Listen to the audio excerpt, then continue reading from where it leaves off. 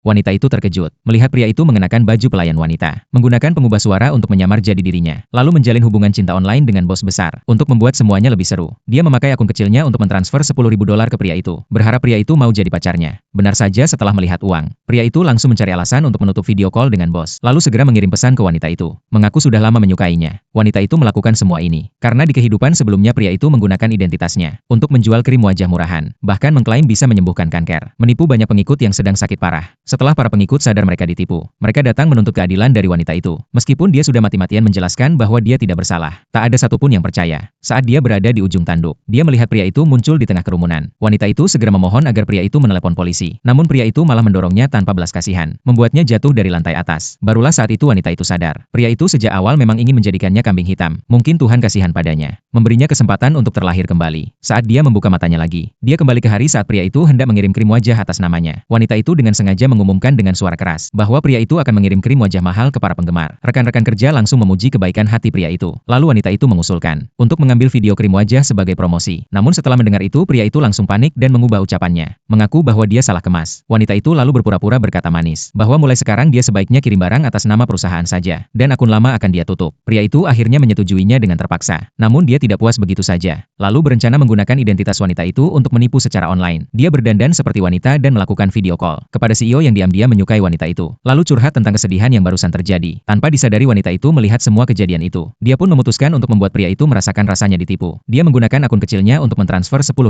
dan menyatakan cinta dengan gaya penggemar fanatik. Pria itu langsung tertipu. Namun beberapa hari kemudian, pria itu menyadari uang di rekeningnya hilang. Dia langsung marah dan mendatangi wanita itu. Wanita itu dengan tenang mengatakan bahwa dia sedang menerima proyek syuting dan keuntungannya 10 kali lipat. Pria itu langsung semangat mendengarnya. Tanpa ragu langsung menandatangani kontrak. Saat itu wanita mengingatkannya untuk memakai baju pelayan wanita. Sebelum pria itu sempat menjawab, wanita itu mengatakan semua orang sedang keluar untuk syuting, tak akan ada yang tahu. Lalu pria itu menerima pesan bahwa penipuan krim wajahnya telah terbongkar. Ratusan korban menunggunya di depan kantor. Namun karena tidak rela kehilangan keuntungan 10 kali lipat, dia memutuskan menyamar dengan memakai ID wanita itu dan keluar kantor untuk ikut syuting. Tapi wanita itu sudah tahu rencananya. Dia lebih dulu menunggu di depan kantor saat pria itu ganti baju. Saat itu para korban sangat marah melihat pria itu keluar dengan mencurigakan. Wanita itu langsung menunjukkan siapa dia dengan suara pelan. Para korban langsung marah besar dan menyerbu pria itu dengan pukulan. Pria itu buru-buru membela diri, mengaku bukan orang yang mereka cari. Untuk menghindari kejaran, dia mencoba menelepon pemilik bisnis jahat itu. Ternyata telepon itu malah tersambung ke wanita itu. Semua mata langsung tertuju padanya. Namun wanita itu dengan tenang mengatakan akan menghubungi polisi. Pria itu jadi panik. Diam-diam memohon wanita itu untuk menanggung kesalahannya. Namun wanita itu tidak menggubrisnya sama sekali. Langsung berteriak bahwa pria itu adalah pelaku aslinya. Pria itu buru-buru mengeluarkan kartu karyawan wanita untuk membuktikan identitasnya. Namun saat korban meminta pertanggungjawaban karena kondisinya sudah semakin parah, pria itu masih merasa senang, berpikir bisa menjatuhkan wanita itu dengan trik ini. Tapi ternyata